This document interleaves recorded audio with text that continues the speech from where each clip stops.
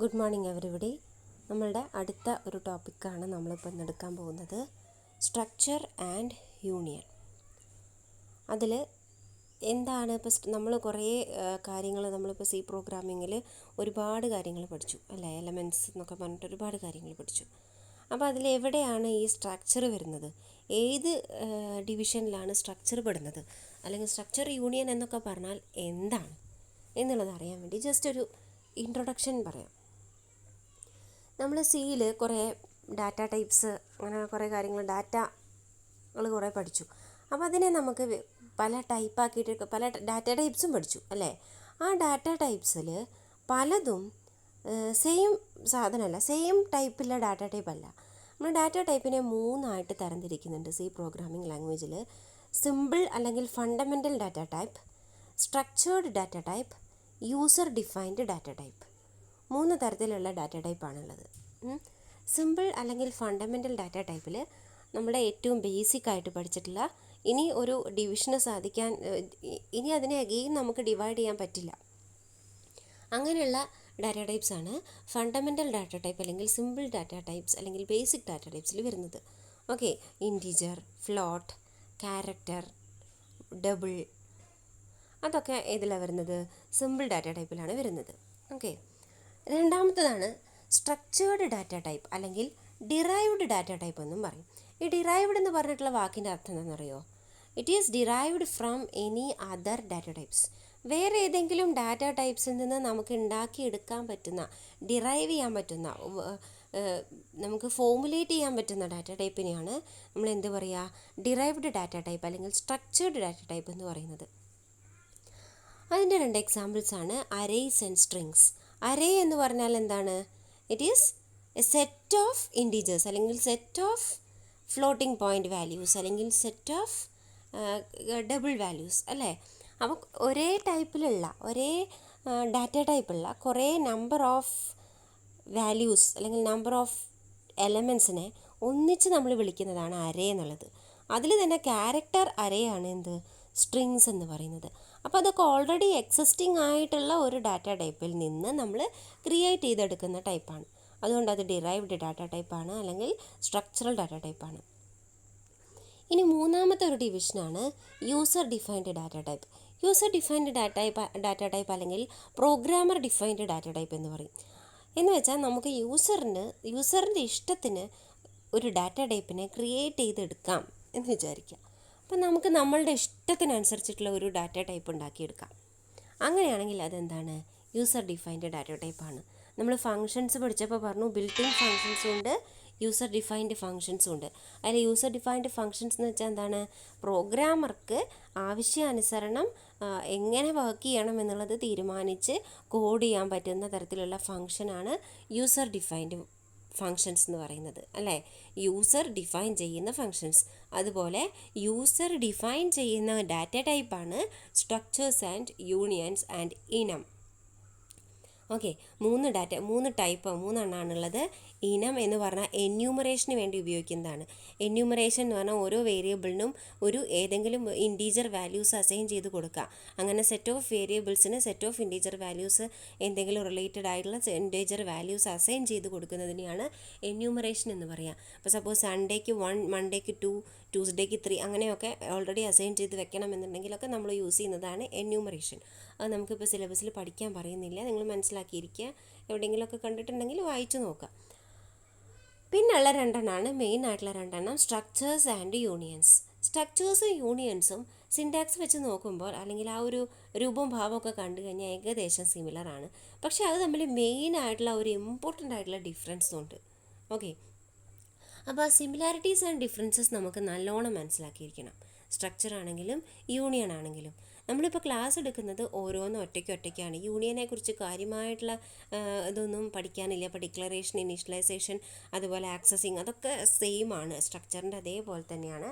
അപ്പോൾ സ്ട്രക്ചർ പഠിച്ചാൽ തന്നെ യൂണിയൻ്റെ പകുതി മുക്കാലും പഠിച്ചു കഴിഞ്ഞു. ഓക്കെ, പക്ഷേ അതിൻ്റെ സ്ട്രക്ചർ യൂണിയനും ഒരിക്കലും സെയിം അല്ല, സെയിം കമ്പ്യൂട്ടേഷൻ അല്ല, അല്ലെങ്കിൽ സെയിം സ്റ്റോറേജ് അല്ല, അതിൻ്റെ വർക്കിംഗ് സെയിം അല്ല. അപ്പോൾ അതെല്ലാവരും നല്ലോണം മനസ്സിലാക്കിയിരിക്കണം, സ്ട്രക്ചർ യൂണിയൻ തമ്മിലുള്ള വ്യത്യാസം എന്താണെന്നുള്ളത്. ഇൻ ദ എൻഡ് നിങ്ങൾക്കത് മനസ്സിലായിരിക്കണം. ഓക്കെ, അപ്പോൾ നമുക്ക് ആദ്യം നോക്കാം what is a structure. A structure is a collection of variables of different data types under a single name. എന്താണ് ആ പറഞ്ഞത് ഉദ്ദേശിക്കുന്നത്? അറേ എന്തായിരുന്നു? Array is a sequential collection of similar data type അല്ലെങ്കിൽ sequential collection of datas of similar type എന്നാണ് നമ്മൾ അറേയുടെ definition പറഞ്ഞത് അല്ലേ. ഇവിടെ ഒരു മെയിൻ ആയിട്ടുള്ളൊരു വ്യത്യാസം എന്താണെന്ന് വെച്ചാൽ here we are consolidating different types of data into a single name. ഒരു പേരിൽ ഒരു വേരിയബിളിലേക്ക് പല ടൈപ്പുള്ള ഡാറ്റാസിനെ ഒന്നിച്ച് വരികയാണ്. Collection of variables of different data types. പല ഡാറ്റ ടൈപ്സിൻ്റെ വേരിയബിൾസിൻ്റെ അല്ലെങ്കിൽ പല ഇതിൻ്റെ കളക്ഷനെയാണ് നമ്മൾ എന്ത് വിളിക്കുന്നത്? സ്ട്രക്ചർ എന്ന് വിളിക്കുന്നത്. The variables are called members of the structure. അപ്പോൾ ഒരു ഇൻറ്റീജർ വേരിയബിൾ, ഒരു ഫ്ലോട്ടിംഗ് പോയിൻ്റ് വേരിയബിൾ, ഒരു ക്യാരക്ടർ വേരിയബിൾ, പിന്നെ ഒരു സ്ട്രിങ് വേരിയബിൾ, ഇതിനെല്ലാം കൂടി നമുക്ക് ഒരു ഡാറ്റ ടൈപ്പായിട്ട് ഡിക്ലെയർ ചെയ്യണം. ഒരു ഇൻറ്റീജർ, ഒരു ഫ്ലോട്ട്, ഒരു ക്യാരക്ടർ, ഒരു സ്ട്രിങ്. ഈ 4 ഡാറ്റ ടൈപ്പിൽ 4 വേരിയബിൾസിനെയും 4 ഡാറ്റ ടൈപ്പിലുള്ള ഇപ്പോൾ ABCD എന്ന് പറഞ്ഞ 4 വേരിയബിൾസിനെയും കൂടി ഒരൊറ്റ വേരിയബിളായിട്ട് നമുക്ക് കിട്ടണമെന്നുണ്ടെങ്കിൽ അവിടെ നമ്മൾ എന്താ ഉപയോഗിക്കുക? സ്ട്രക്ചറാണ് ഉപയോഗിക്കുക. അപ്പോൾ സ്ട്രക്ചറിൻ്റെ ഉള്ളിൽ എപ്പോഴും ഒരു സ്ട്രക്ചറിൽ പല ബേസിക് ഡാറ്റ ടൈപ്സും ഉണ്ടായിരിക്കാം. ആ ഓരോ ഇൻഡിവിജ്വൽ ഡാറ്റ ടൈപ്സിനെ ഇൻഡിവിജ്വൽ വേരിയബിൾസിനെയാണ് നമ്മൾ എന്ത് വിളിക്കുന്നത്? സ്ട്രക്ചർ മെമ്പേഴ്സ് എന്ന് വിളിക്കുന്നത്. Okay, members of the structure എന്ന് പറഞ്ഞ് വിളിക്കുന്നത്. Structure is also called user defined data ടൈപ്പായി നമ്മൾ പറഞ്ഞു കഴിഞ്ഞു. ഓക്കെ, ഇനി സ്ട്രക്ചറിൻ്റെ വേറൊരു ഡെഫിനിഷൻ നോക്കൂ.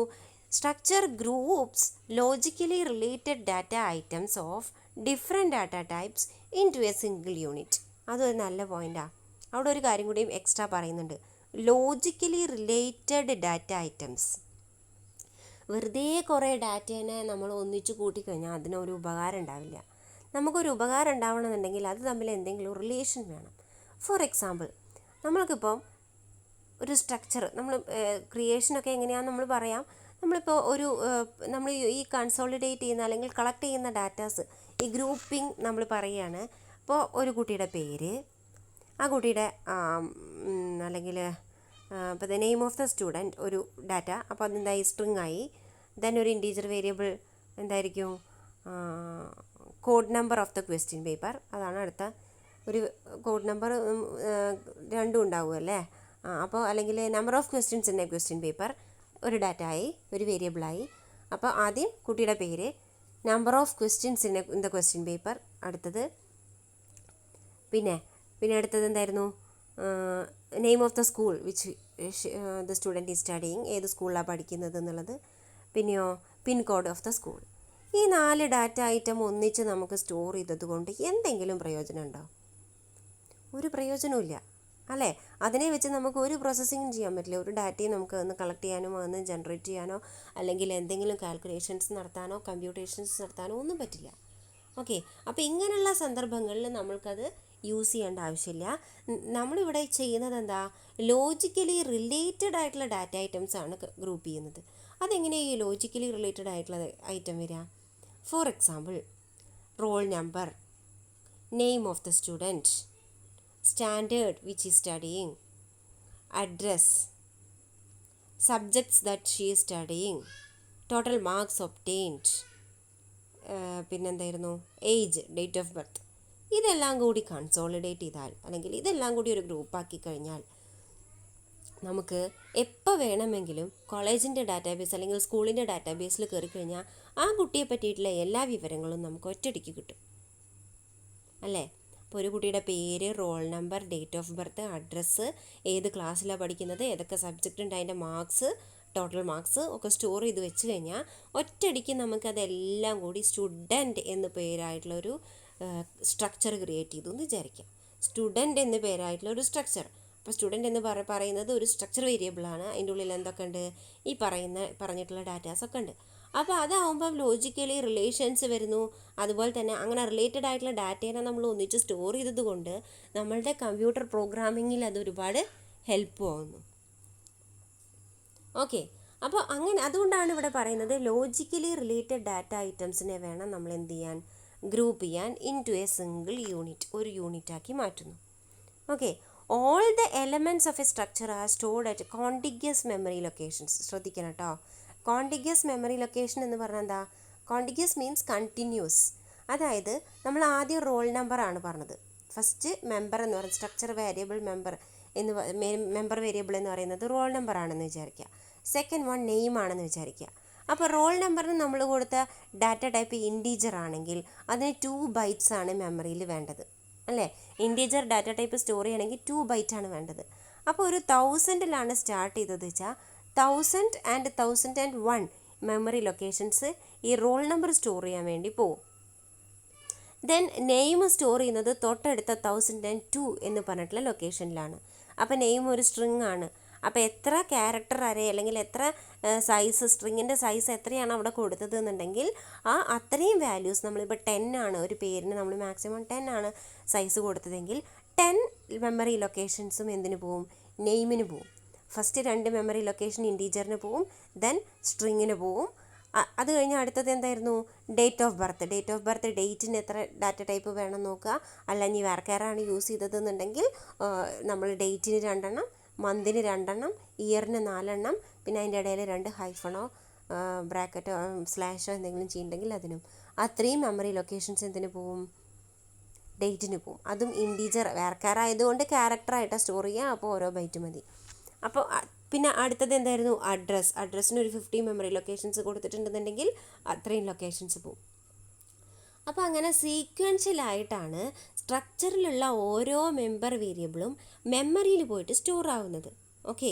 ഇപ്പോൾ സപ്പോസ് 10-ലാണ് സ്റ്റാർട്ട് ചെയ്തതെങ്കിൽ ആദ്യത്തെ വേരിയബിൾ 10-ൽ തുടങ്ങും. എന്നിട്ട് അത് എവിടെയാണോ എൻഡ് ചെയ്യുന്നത് അതിൻ്റെ തൊട്ടടുത്ത് തന്നെയായിരിക്കും അടുത്ത സ്ട്രക്ചർ വേരിയബിളും മെമ്പർ വേരിയബിളും സ്റ്റോർ ചെയ്ത് തുടങ്ങുക. ഓക്കെ. അല്ലാതെ ഫസ്റ്റ് വേരിയബിൾ ഇപ്പോൾ റോൾ നമ്പർ ഒരു ലൊക്കേഷനിൽ, നെയിം വേറെ ലൊക്കേഷനിൽ, നെയിം 2020 എന്നൊക്കെ പറഞ്ഞിട്ടുള്ള വേറെ ലൊക്കേഷനിൽ, മാർക്സ് വേറെ കുറേ ലൊക്കേഷനിൽ, അങ്ങനെയല്ല. സ്ട്രക്ചറിൽ സ്റ്റോറേജ് വരുന്നത് എങ്ങനെയാണ്? ഓരോ മെമ്പർ വേരിയബിളും സീക്വൻഷ്യലായി അടുത്തുള്ള മെമ്മറി ലൊക്കേഷൻസിലായിരിക്കും സേവ് ചെയ്തിട്ടുണ്ടായിരിക്കുക. That is the benefit of structure. എന്താ അതിൻ്റെ ബെനിഫിറ്റ്? സ്ട്രക്ചറിനെ നമ്മൾ ആക്സസ് ചെയ്യാൻ പോയി കഴിഞ്ഞാൽ അതിൻ്റെ ഒരു വേരിയബിൾ, ഫസ്റ്റ് വേരിയബിൾ കിട്ടിക്കഴിഞ്ഞാൽ പിന്നെ തുടർച്ചയായിട്ട് അതിൻ്റെ എല്ലാ വേരിയബിളും ആക്സസ് ചെയ്യാൻ വളരെ എളുപ്പമാണ്. ഓക്കെ. അപ്പോൾ അതുകൊണ്ടാണ് ഇവിടെ പറയുന്നത് all the elements of a structure are stored at continuous memory locations. Okay. A variable of structure type can store multiple data items of different data items under one name. അതായത് പല data items ഉണ്ടാവും, അല്ലേ? അതിൻ്റെ തന്നെ multiple data items store ചെയ്യാൻ നമുക്ക് എന്തിൽ പറ്റും? ഒരു പേര് യൂസ് ചെയ്തിട്ട് പറ്റും. അതായത് സ്ട്രക്ചർ അറേസ്. ഓക്കെ. അതായത് ഇപ്പോൾ സ്റ്റുഡൻറ്റ് എന്ന് പറഞ്ഞിട്ടുള്ളൊരു ഡാറ്റ ടൈപ്പ് നമ്മൾ ഉണ്ടാക്കി കഴിഞ്ഞാൽ ഒരു സ്റ്റുഡൻറ്റിനെ സ്റ്റോർ ചെയ്യണമെന്നുണ്ടെങ്കിൽ നമ്മളിപ്പോൾ സ്റ്റുഡൻറ്റ് എന്ന് പറഞ്ഞിട്ടുള്ള സ്ട്രക്ചർ ഉണ്ടാക്കി. ആ സ്ട്രക്ചർ ഉണ്ടാക്കി കഴിഞ്ഞാൽ അതിൻ്റെ ഒരു വേരിയബിൾ ഇനീഷ്യലൈസ് ചെയ്യുക. അതിൻ്റെ ഒരു വേരിയബിൾ, ആ സ്ട്രക്ചറിൻ്റെ ഒരു വേരിയബിൾ ഉണ്ടാക്കുകയാണ് നമ്മൾ ആദ്യം ചെയ്യുന്നത്. അല്ലാതെ ഡയറക്റ്റ് സ്ട്രക്ചറിലേക്ക് കൊടുക്കുകയില്ല. അപ്പോൾ ഇൻറ്റീജർ എന്ന് പറയുന്നത് നമ്മൾ ഡയറക്റ്റ് ഇൻറ്റിലേക്കാണോ സ്റ്റോർ ചെയ്യുന്നത്? അല്ലല്ലോ. ഇൻറ്റ് എ എന്ന് പറഞ്ഞിട്ട് ആ എയിലേക്കല്ലേ നമ്മൾ വാല്യൂസ് സ്റ്റോർ ചെയ്യുന്നത്.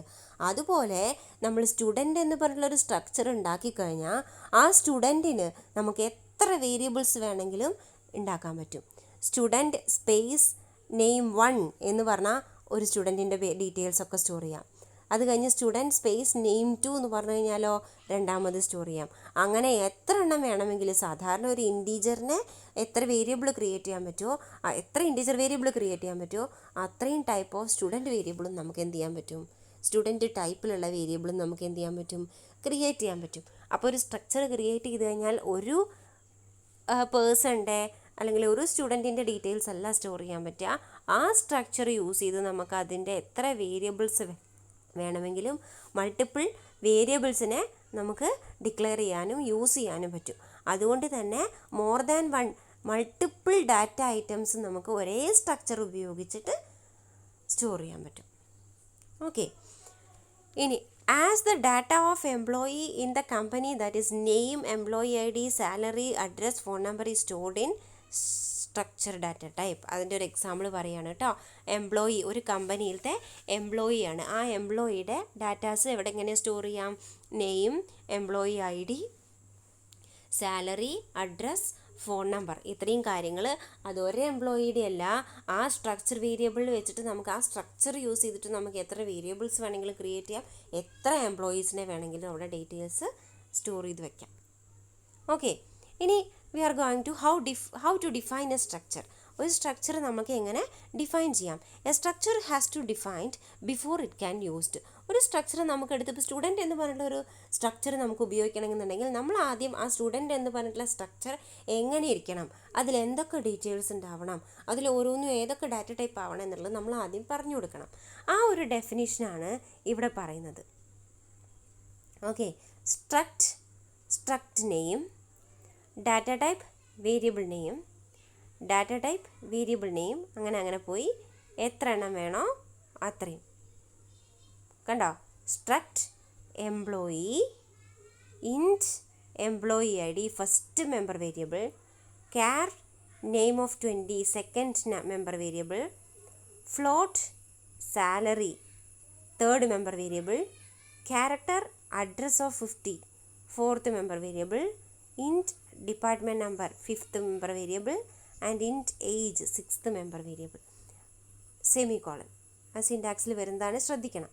സ്ട്രക്റ്റ് എന്ന് പറഞ്ഞിട്ടുള്ള കീവേഡ് കൊടുക്കുക, സ്ട്രക്ചറിൻ്റെ പേര് എന്താണെന്നുള്ളത് കൊടുക്കുക, ഒരു ബ്രേസ് ഓപ്പൺ ചെയ്യുക, അതിൽ എന്തൊക്കെ ഡാറ്റാസ് നമുക്ക് ആ സ്ട്രക്ചറിൽ വേണം എന്നുള്ളത് കൊടുക്കുക, വിത്ത് data type, variable name, data type, variable name.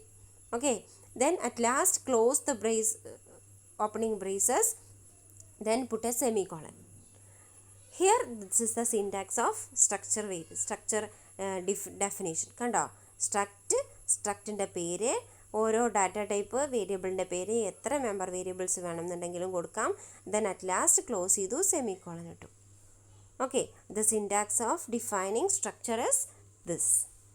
Okay അല്ലേ? ഇനി നമ്മൾ ഈ ഡിഫൈൻ ചെയ്യുമ്പോൾ ശ്രദ്ധിക്കേണ്ട കാര്യം, each variable of structure has it's on copy of member variables. അതായത് ഇപ്പോൾ ഇവിടെ നമ്മളിപ്പോൾ സപ്പോസ് ഇവിടെ ഒരു എക്സാമ്പിൾ നമ്മൾ പറയുകയാണ്, സ്റ്റുഡൻറ്റ് വെച്ചിട്ട് തന്നെ പറയാം. സ്റ്റുഡ് അതിൽ int roll number, int roll number, char name of 20 marks,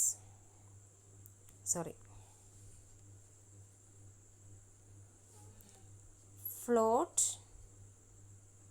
marks. ഇതൊരു സിമ്പിൾ സ്ട്രക്ചറാണ്, സ്റ്റുഡൻറ്റ് സ്ട്രക്ചറാണ്. ഇതിന് നമ്മൾ ഇനി ഒരു വേരിയബിൾ ഉണ്ടാക്കുകയാണെന്ന് വിചാരിക്കാം. ഓക്കെ, അപ്പോൾ നമ്മൾ എങ്ങനെയായിരിക്കും വേരിയബിൾ ഉണ്ടാക്കുക എന്നറിയോ? ഇതിന് നമ്മളിനി ഒരു വേരിയബിൾ ഉണ്ടാക്കുമ്പോൾ അതെങ്ങനെ ഉണ്ടാവും എന്നറിയോ? നമ്മുടെ സ്ട്രക്ചറിൻ്റെ പേരെന്താണ്? സ്റ്റുഡാണ് അല്ലേ? അപ്പോൾ ഇൻറ്റ് എ എന്ന് പറയുന്നത് പോലെ തന്നെ നമ്മൾ പറയുന്നത് എന്താണ്? Stood S1.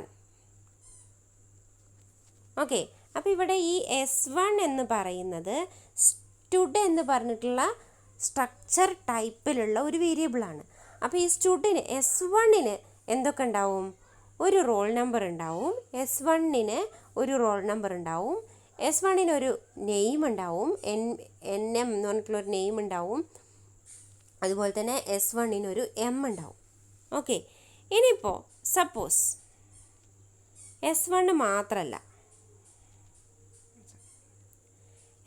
മാത്രമല്ല നമ്മൾ സ്റ്റുഡ് ഡാറ്റ ടൈപ്പിൽ S1, S2, S3 മൂന്നെണ്ണം ഡിക്ലെയർ ചെയ്തിട്ടുണ്ട് എന്ന് വിചാരിക്കാം. അപ്പം 3 സ്ട്രക്ചർ വേരിയബിൾ, 3 സ്റ്റുഡൻറ്റ് ടൈപ്പിലുള്ള സ്ട്രക്ചർ വേരിയബിൾസ് നമ്മുടെ കയ്യിലുണ്ട്. അങ്ങനെയാണെങ്കിൽ ഇവിടെ എന്ത് സംഭവിക്കുന്നു അറിയോ? S1 എന്ന് പറഞ്ഞിട്ടുള്ള ആൾക്ക്, S1 എന്ന് പറഞ്ഞിട്ടുള്ള വേരിയബിളിന് there is A roll number, there is A name and there is marks. S2 എന്ന് പറഞ്ഞിട്ടുള്ള ആൾക്കും അതുപോലെ റോൾ നമ്പർ ഉണ്ടാവും, നെയിം ഉണ്ടാവും, മാർക്ക് ഉണ്ടാവും. S3 എന്ന് പറഞ്ഞിട്ടുള്ള ആൾക്കും റോൾ നമ്പർ ഉണ്ടാവും, നെയിം ഉണ്ടാവും, മാർക്ക് ഉണ്ടാവും. ഈ സ്ലൈഡിൽ പറയുന്ന ഈ ഒരു ലൈനിൻ്റെ അർത്ഥം each variable of structure has it's on copy of member variables. അതായത് S1-നുള്ള റോൾ നമ്പർ ആയിരിക്കില്ല S2-നുള്ള റോൾ നമ്പർ, അതുതന്നെ ആയിരിക്കില്ല S3-ക്കുള്ള റോൾ നമ്പർ. സോ ഓരോ വേരിയബിളിനും അതിൻ്റേതായിട്ടുള്ള മെമ്പർ വേരിയബിൾസ് ഉണ്ടാവും. S1-ൻ്റെ റോൾ നമ്പറും നെയിമും മാർക്സും S2-ൻ്റെ റോൾ നമ്പറും നെയിമും മാർക്സും ഒക്കെ ഡിഫറെൻ്റ് ആയിരിക്കും, അത് സെയിം അല്ല. ഓക്കെ, അതിൻ്റെ അർത്ഥം each one of this variables has it's on memory locations in system. ഓരോന്നിനും ഡിഫറെൻറ്റ് മെമ്മറി ലൊക്കേഷൻസ് ഉണ്ടാവും. S1 എന്ന് പറയുന്നത് ഒരു പെർട്ടിക്കുലർ ലൊക്കേഷനിൽ സ്റ്റോർ ചെയ്തിട്ടുണ്ടായിരിക്കും. ആ ലൊക്കേഷനിൽ റോൾ നമ്പറിന് 2 മെമ്മറി ഉണ്ടായിരിക്കും, നെയിമിന് 20 മെമ്മറി ഉണ്ടായിരിക്കും, മാർക്സിന് 4 മെമ്മറി ഉണ്ടായിരിക്കും, കണ്ടിന്യൂസ് ആയിട്ടുള്ളത്. അതുപോലെ S2 എന്ന് പറയുന്നത് വേറെ എവിടെയെങ്കിലുമൊക്കെ ആയിട്ട് സ്റ്റോർ ചെയ്തിട്ടുണ്ടായിരിക്കും.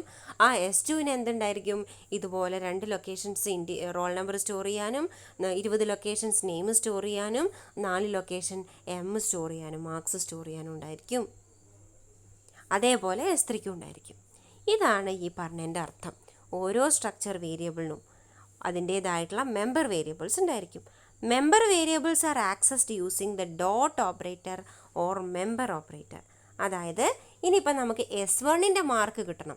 അപ്പോൾ ഈ മാർക്ക് എന്ന് പറയുന്നത് റോൾ നമ്പർ എന്ന് പറയുന്നത് നെയിം എന്ന് പറയുന്നതും S1-നും ഉണ്ട്, S2-നും ഉണ്ട്, S3-ക്കും ഉണ്ട് അല്ലേ. പക്ഷെ നമുക്ക് S1 ഫസ്റ്റ് സ്റ്റുഡൻറ്റിൻ്റെ മാർക്ക് കിട്ടണമെങ്കിൽ നമ്മൾ എങ്ങനെയാണ് ഇത് ചെയ്യുക? ഫസ്റ്റ് സ്റ്റുഡൻറ്റിൻ്റെ മാർക്ക് നമുക്ക് കിട്ടണമെങ്കിൽ നമ്മൾ എങ്ങനെ ചെയ്യും?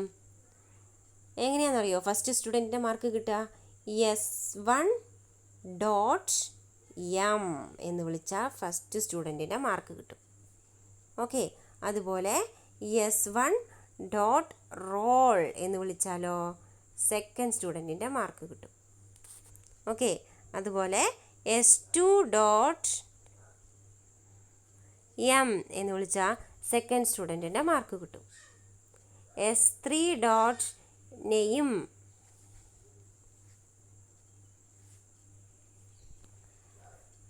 S3 ഡോട്ട്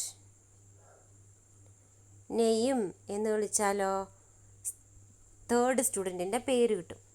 ഓക്കെ, അപ്പോൾ നമ്മൾ സ്ട്രക്ചറിലുള്ള വേരിയബിൾസിനെ മെമ്പർ വേരിയബിൾസിനെ ആക്സസ് ചെയ്യാൻ വേണ്ടി ഉപയോഗിക്കുന്നത് ഇസ് ഡോട്ട് ഓപ്പറേറ്റർ അല്ലെങ്കിൽ മെമ്പർ ഓപ്പറേറ്റർ.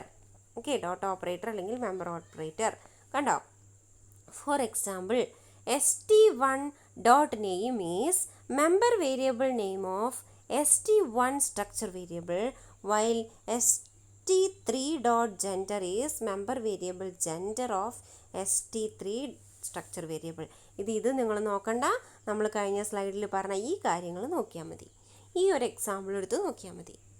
ഓക്കെ, അപ്പോൾ പെട്ടെന്ന് മനസ്സിലാവും. ഓക്കെ അല്ലേ. ഇങ്ങനൊരു സ്ട്രക്ചർ ഉണ്ട്. ആ സ്ട്രക്ചറിന് നമ്മൾ 3 വേരിയബിൾസ് ഡിക്ലെയർ ചെയ്തിട്ടുണ്ട്. ഈ 3 വേരിയബിൾസിനും അതിൻ്റേതായിട്ടുള്ള മെമ്പേഴ്സ് സ്ട്രക്ചർ മെമ്പേഴ്സ് ഉണ്ടായിരിക്കും, അല്ലെങ്കിൽ ഡാറ്റ മെമ്പേഴ്സ് ഉണ്ടായിരിക്കും. അതിൻ്റേതായിട്ടുള്ള മെമ്മറി ലൊക്കേഷൻസ് ഉണ്ടായിരിക്കും. അപ്പോൾ ഓരോ വേരിയബിളിൻ്റെയും മെമ്പർ വേരിയബിൾസിനെ നമുക്ക് ആക്സസ് ചെയ്യണമെന്നുണ്ടെങ്കിൽ we are using dot operators in all. Okay, ഇത്രയും കിട്ടിയല്ലോ അല്ലേ. ഇനി ഇതിൻ്റെ ഒരു എക്സാമ്പിളാണ് നമ്മൾ നേരത്തെ കണ്ട സ്ട്രക്റ്റ് എംപ്ലോയി എന്ന് പറഞ്ഞിട്ടുള്ള സ്ട്രക്ചർ ക്രിയേറ്റ് ചെയ്തിട്ടുണ്ട് ഇവിടെ. ആ ക്രിയേറ്റ് ചെയ്ത സമയത്ത് എന്താണ് ഇവിടെ സംഭവിക്കുന്നത്, മെമ്മറിയിൽ എന്താ സംഭവിക്കുന്നത്? നമ്മൾ നേരത്തെ പറഞ്ഞ പോലെ ഇപ്പോൾ ഏതെങ്കിലും ഒരു ലൊക്കേഷനിൽ സ്റ്റാർട്ട് ചെയ്തു. അപ്പോൾ ആദ്യത്തെ മെമ്പർ വേരിയബിൾ എന്ന് പറയുന്നത് എംപ്ലോയി ID ആണ്, അത് ഇൻറ്റീജറാണ് അല്ലേ. അപ്പോൾ 8000-ലാണ് സ്റ്റാർട്ട് ചെയ്തതെന്ന് നമ്മൾ ഗസ് ചെയ്യുക. എവിടെ വേണമെങ്കിലും സ്റ്റാർട്ട് ചെയ്യാം കേട്ടോ, മെമ്മറി ഇഷ്ടംപോലെ കിടക്കുകയാണ്, അതിൽ എവിടെ വേണമെങ്കിലും നമുക്കിത് ഇനി സ്റ്റാർട്ട് ചെയ്യാം. 8000-ലാണ് എംപ്ലോയി ID കിടക്കുന്നതെങ്കിൽ 2 ലൊക്കേഷൻ കഴിഞ്ഞ് 8002-ലാണ് നെയിം കിടക്കുക. ദെൻ ആഫ്റ്റർ 20 ലൊക്കേഷൻസ് 8022-ലാണ് സാലറി കിടക്കുക. സാലറിക്ക് 4 ലൊക്കേഷൻ വേണം ഫ്ലോട്ട് ആയതുകൊണ്ട്. So we have 8024. Then address 50 locations കഴിഞ്ഞു. അത് കഴിഞ്ഞു ഇൻറ്റ് ഏജും അതുപോലെ തന്നെ എംപ്ലോയി. ഓക്കെ, ഇത് എംപ്ലോയി എന്ന് പറയുന്നത് സ്ട്രക്ചറിൻ്റെ പേരാണ്. ഇവിടെ എൻഡ് ചെയ്യുകയാണെന്നുള്ളത് കാണിക്കാൻ വേണ്ടിയിട്ടാണ്. അപ്പോൾ ഡിപ്പാർട്ട്മെൻറ്റ് നമ്പറും ഏജും അതാണ് ലാസ്റ്റത്തെ 2. ഓക്കെ, മെമ്മറിയിൽ ഇത് എങ്ങനെയാണ് സ്റ്റോർ ചെയ്തതെന്നാണ് പറഞ്ഞത്. നേരത്തെ നമ്മൾ പറഞ്ഞ പോലെ ഏത് ലൊക്കേഷൻ നിന്നാണോ സ്റ്റാർട്ട് ചെയ്യുന്നത് അത് കഴിഞ്ഞ് കണ്ടിന്യൂസ് ആയിട്ടുള്ള മെമ്മറി ലൊക്കേഷൻസിലായിരിക്കും എന്ത് സ്റ്റോർ ചെയ്യുക, അടുത്തടുത്ത മെമ്പർ വേരിയബിൾസിനെ സ്റ്റോർ ചെയ്യുക, ഓരോ വേരിയബിളിനും ഓരോ സ്ട്രക്ചറിൻ്റെയും. ഓക്കെ, ഇനി ഒരു സ്ട്രക്ചർ വേരിയബിൾ എങ്ങനെ ഡിക്ലെയർ ചെയ്യാമെന്നുള്ളത് നോക്കാം. എങ്ങനെയാണ് സ്ട്രക്ചർ വേരിയബിൾ ഡിക്ലെയർ ചെയ്യുക? Struct name variable name. Okay, അപ്പോൾ നമ്മൾ നേരത്തെ പറഞ്ഞ സ്ലൈഡിൽ ഒരു ചെറിയ മിസ്റ്റേക്ക് വന്നിട്ടുണ്ട്. ഇവിടെ വെറും സ്റ്റുഡ് കൊടുത്താൽ പോരാ, struct stood S1, S2, S3 എന്ന് കൊടുക്കണം കേട്ടോ. എനിക്ക് മിസ്റ്റേക്ക് പറ്റിയതാണ്. ഇവിടെ struct stood S1, S2, S3. Okay അല്ലേ? അപ്പോൾ ഇതാണ് സ്ട്രക്ചർ വേരിയബിൾ ഡിക്ലെയർ ചെയ്യാനുള്ള സിൻറ്റാക്സ്. സ്ട്രക്റ്റ് കീവേഡ് ഉപയോഗിക്കണം, ദെൻ സ്ട്രക്ചറിൻ്റെ പേരെന്താണെന്നുള്ളത് കൊടുക്കണം, വേരിയബിൾ നെയിംസ് കൊടുക്കണം വിത്ത് സെമിക്കോളൻ.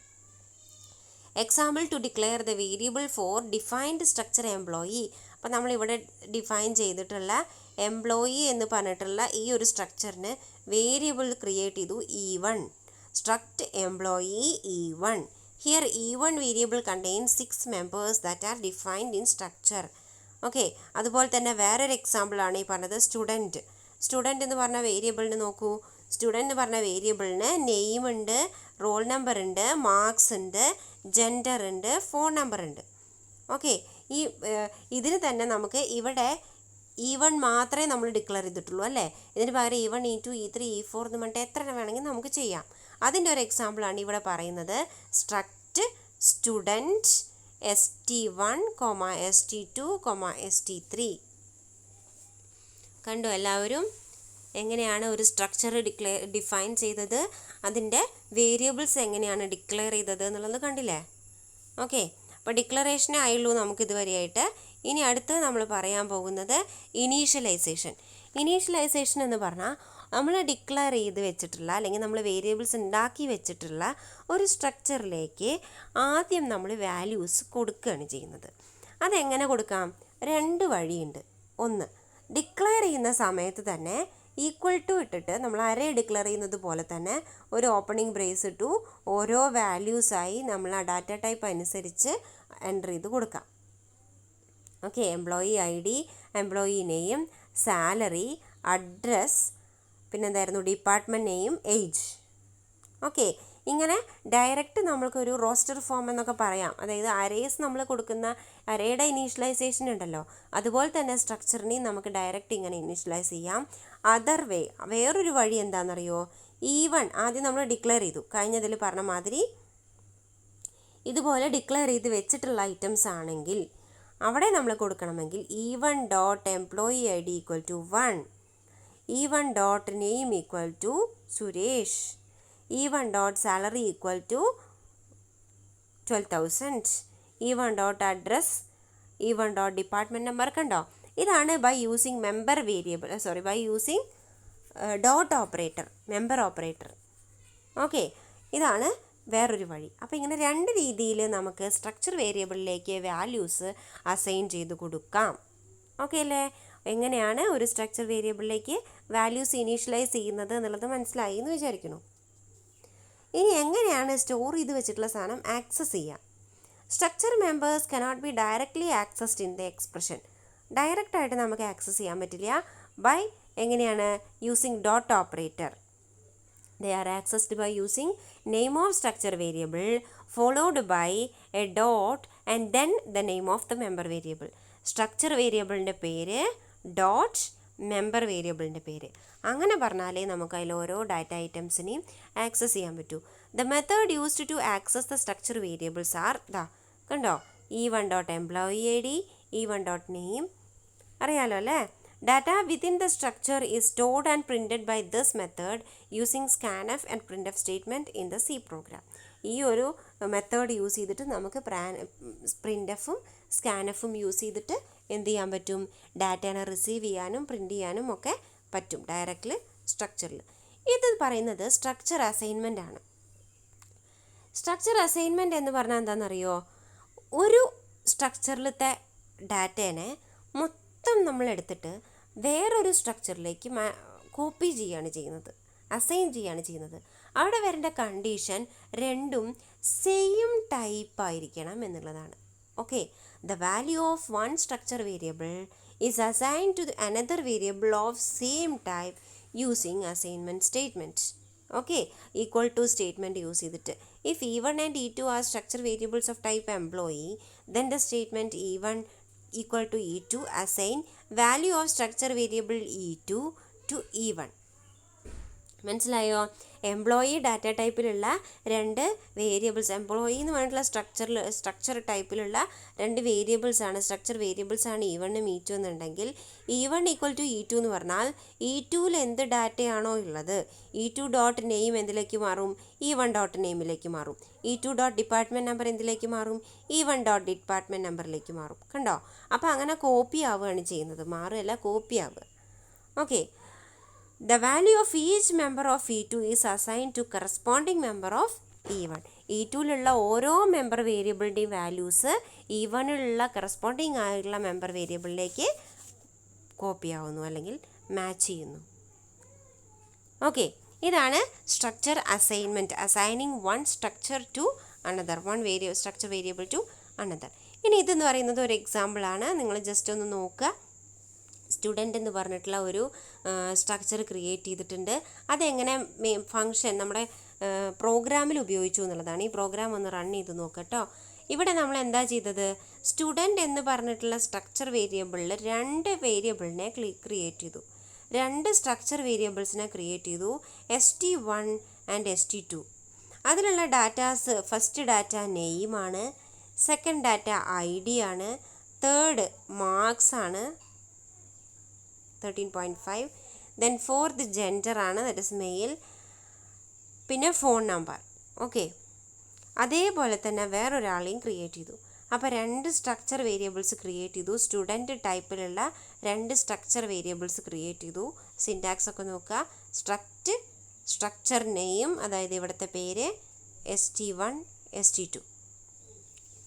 ദെൻ ഇത് രണ്ടും പ്രിൻ്റ് ചെയ്യാനുള്ള സ്റ്റേറ്റ്മെൻ്റ് ആണ് ഇത്. കാണുമ്പോൾ ഭയങ്കരമായിട്ട് തോന്നും, കാര്യം ഒന്നുമില്ല. പ്രിൻ്റ് എഫിൻ്റെ ഉള്ളിൽ നമ്മൾ എന്ത് കൊടുത്തു? Name equal to %s use ചെയ്യുന്നത് എന്തിനാണ്? സ്ട്രിങ് പ്രിൻ്റ് ചെയ്യാൻ വേണ്ടിയിട്ടാണ് അല്ലേ? അപ്പോൾ %s ID equal to, ID എന്ന് പറയുന്നത് ഇൻ്റ് അല്ലേ, %d, മാർക്സ് ഈക്വൽ ടു എന്താണ്? ഫ്ലോട്ട് അല്ലേ, %.1f, then gender equal to character അല്ലേ, %c, phone number equal to long int അല്ലേ, %d /n. നെക്സ്റ്റ് ലൈനിലേക്ക് വരാം. ഇനി ഈ %s ഉള്ളിടത്ത് എന്താ വരേണ്ടത്? ഫസ്റ്റ് %s ആണല്ലേ, അവിടെ എന്ത് വരണം? ഫസ്റ്റ് സ്റ്റുഡൻറ്റിൻ്റെ നെയിം വരണം. അപ്പോൾ ST1 ഡോട്ട് നെയിം കൊടുത്തു, എവിടെ? ഫസ്റ്റ് %sൻ്റെ സ്ഥാനത്ത്. അങ്ങനെയാണ് വരിക. കണ്ടോ? നമ്മൾ ഈ ഡബിൾ കോട്ട്സ് ക്ലോസ് ചെയ്ത് കോമ ഇട്ട് കഴിഞ്ഞാൽ പിന്നെ നമ്മൾ കൊടുക്കുന്ന സാധനങ്ങളൊക്കെ ഓരോ %ൻ്റെ ഭാഗത്തും അസൈൻ ചെയ്യുകയാണ് ചെയ്യുന്നത്. അപ്പോൾ ST1 ഡോട്ട് നെയിം എന്നുള്ളത് %sൽ അവിടെ അസൈൻ ചെയ്യും. ST1 ഡോട്ട് ID എന്നുള്ളത് %dയിൽ അസൈൻ ചെയ്യും. ST1 ഡോട്ട് CSE മാർക്സ് എന്നുള്ളത് %.1f ആ സ്ഥാനത്ത് ഡിസ്പ്ലേ ചെയ്യും. ST1 ഡോട്ട് ജെൻഡർ എന്ന് പറഞ്ഞാലോ %cയിൽ ഡിസ്പ്ലേ ചെയ്യും. ST1 ഡോട്ട് ഫോൺ നമ്പർ എന്ന് പറഞ്ഞാൽ %dയിൽ ഡിസ്പ്ലേ ചെയ്യും. അത്രയാണ് ഇതിൽ വരുന്നുള്ളൂ. അപ്പോൾ ഇവിടെ നമ്മൾ എന്താ ചെയ്തത്? ഫസ്റ്റ് സ്റ്റുഡൻറ്റിൻ്റെ ഡീറ്റെയിൽസ് ഒന്നിച്ച് പ്രിൻ്റ് ചെയ്തു. അതേപോലെ തന്നെ സെക്കൻഡ് സ്റ്റുഡൻറ്റിനെയും പ്രിൻ്റ് ചെയ്തു. ഒരേ ഒരു വ്യത്യാസമേ ഉള്ളൂ, എന്താ? ST1 ഡോട്ട് എന്നുള്ളിടത്തൊക്കെ ST2 dot name, ST2 dot ID, ST2 dot CSE marks എന്നൊക്കെയാണ്. ഓക്കെ, ഈ ഒരു പ്രോഗ്രാമിൻ്റെ ഔട്ട്പുട്ട് നോക്കൂ. രണ്ട് പേരുടെയും പേര്, ID, CSE marks, gender, phone ഇതൊക്കെ നല്ല വൃത്തിയായിട്ട് പ്രിൻ്റ് ചെയ്ത് വന്നു. അപ്പോൾ നിങ്ങൾ നോക്കുക, നമുക്കൊരു ക്ലാസ്സിൽ നിങ്ങളിപ്പോൾ 48 സ്റ്റുഡൻസ് ഉണ്ട്. 48 സ്റ്റുഡൻസിൻ്റെ ഡീറ്റെയിൽസ് സ്റ്റോർ ചെയ്ത് വെക്കണമെങ്കിൽ 48 പ്രിൻ്റെഫും സ്കാനഫും സ്റ്റേറ്റ്മെൻറ്റ്സ് വേണോ? ആവശ്യമുണ്ടോ? ഇല്ല. ഇവിടെ രണ്ടാളുള്ളത് കൊണ്ടാണ് രണ്ടെണ്ണം സെപ്പറേറ്റ് കൊടുത്തത്. കൂടുതൽ ആൾ വരുന്തോറും നമ്മൾ എന്താ ചെയ്യാറ്? സാധാരണ ലൂപ്പിലിട്ട് കൊടുക്കും അല്ലേ? ലൂപ്പിംഗ് വേരിയബിൾ യൂസ് ചെയ്തിട്ട് ലൂപ്പിലിട്ട് കൊടുക്കും. അപ്പോൾ എനിക്ക് 48 സ്റ്റുഡൻസിൻ്റെ ഡീറ്റെയിൽസ് സ്റ്റോർ ചെയ്യണമെന്നുണ്ടെങ്കിൽ എന്ത് ചെയ്താൽ മതി? For I equal to 0, I less than or equal to 48 or I less than 48, I plus plus. എന്നിട്ട് ഈ സ്റ്റേറ്റ്മെൻറ്റ് അങ്ങോട്ട് കൊടുക്കുക. അതിൽ 1-ൻ്റെയും 2-ൻ്റെയും ഒക്കെ സ്ഥാനത്ത് STI എന്നങ്ങോട്ട് കൊടുക്കുക. ഓക്കെ അല്ലേ? ഇനി അതുമല്ല എന്നുണ്ടെങ്കിലോ ഇവിടെ നമുക്ക് ST1 ST2 എന്നൊക്കെ പറയുന്നതിന് പകരം ഇതൊരു അരയായിട്ട് അങ്ങോട്ട് ചെയ്യാൻ പറ്റും. അത് നമ്മൾ പഠിച്ചില്ല, നമ്മൾ നെക്സ്റ്റ് ക്ലാസ്സിൽ പഠിക്കും. ഓക്കെ, അരയായിട്ട് ഡിക്ലെയർ ചെയ്ത് കഴിഞ്ഞാൽ കറക്റ്റ് നമുക്ക് ST of I എന്ന് പറഞ്ഞ് കൊടുക്കാം. നമ്മൾ A of I എന്നൊക്കെ ഉപയോഗിക്കുന്ന മാതിരി തന്നെ സ്ട്രക്ചർ വേരിയബിളും ഉപയോഗിക്കാം. ഓക്കെ അല്ലേ? അപ്പോൾ ഇന്നത്തെ ക്ലാസ്സിൽ നമ്മൾ പഠിച്ചത് എന്തൊക്കെയാണ്? എന്താണ് സ്ട്രക്ചറും യൂണിയനും, ഏത് ടൈപ്പ് ഡാറ്റയാണ്, സ്ട്രക്ചർ എന്ന് പറഞ്ഞാൽ എന്താണ്, അതെങ്ങനെ ഡിഫൈൻ ചെയ്യും, അതിൻ്റെ എക്സാമ്പിൾ, ദെൻ സ്ട്രക്ചർ എങ്ങനെ ഡിക്ലെയർ ചെയ്യും, അതിലേക്ക് എങ്ങനെ വാല്യൂസ് അസൈൻ ചെയ്യും, ഇനീഷ്യലൈസ് ചെയ്യും, അതിൻ്റെ ഓരോ വാല്യൂസ്, സ്ട്രക്ചറിൻ്റെ ഉള്ളിലത്തെ ഓരോ വാല്യൂസ് നമ്മളെങ്ങനെ ആക്സസ് ചെയ്യും, ഒരു സ്ട്രക്ചറിനെ വേറൊരു സ്ട്രക്ചറിലേക്ക് എങ്ങനെ അസൈൻ ചെയ്യും, പിന്നെ അതിൻ്റെ ഒരു എക്സാമ്പിൾ പ്രോഗ്രാമും. ഈ എക്സാമ്പിൾ പ്രോഗ്രാം ഒന്ന് എല്ലാവരും ചെയ്യുക, കാരണം പ്രിൻ്റ് സ്റ്റേറ്റ്മെൻ്റ് ഒക്കെ ഒന്ന് ടൈപ്പ് ചെയ്ത് ശീലമാവാൻ വേണ്ടിയിട്ടാണ്. ഈ എക്സാമ്പിൾ പ്രോഗ്രാം എല്ലാവരും ഒന്ന് ഡീകോഡർ യൂസ് ചെയ്തിട്ട് അല്ലെങ്കിൽ ഏതെങ്കിലും ഒരു കോഡിംഗ് ആപ്പ് യൂസ് ചെയ്തിട്ട് ഒന്ന് എക്സിക്യൂട്ട് ചെയ്ത് ശീലമാവുക. ഓക്കെ, അപ്പോൾ ഇത്രയാണ് ഇന്നത്തെ ക്ലാസ്സിൽ പറയുന്നത്. നെക്സ്റ്റ് അടുത്ത ക്ലാസ്സിൽ പറയാം. സ്ട്രക്ചറിന് തന്നെ ബാക്കി, സ്ട്രക്ചറിലേക്ക് അറേ എങ്ങനെ കൊണ്ടുവരാം, സ്ട്രക്ചറിലേക്ക് സ്ട്രിങ്സ് എങ്ങനെ കൊണ്ടുവരാം, സ്ട്രക്ചറിലേക്ക് ഫങ്ഷൻസ് എങ്ങനെ കൊണ്ടുവരാം, ഫങ്ഷൻസിലേക്ക് നമുക്ക് എങ്ങനെ സ്ട്രക്ചറിനെ പാസ് ചെയ്യാം, ഒരു സ്ട്രക്ചറിൻ്റെ ഉള്ളിൽ അഗെയിൻ നമ്മളെങ്ങനെ വേറെ സ്ട്രക്ചേഴ്സിനെ എടുക്കാം, ഇതൊക്കെ നിങ്ങൾക്ക് പഠിക്കാണ്ട്, അതൊക്കെ കൂടി നമ്മൾ നെക്സ്റ്റ് ക്ലാസ്സിൽ പഠിക്കും. Okay, thank you.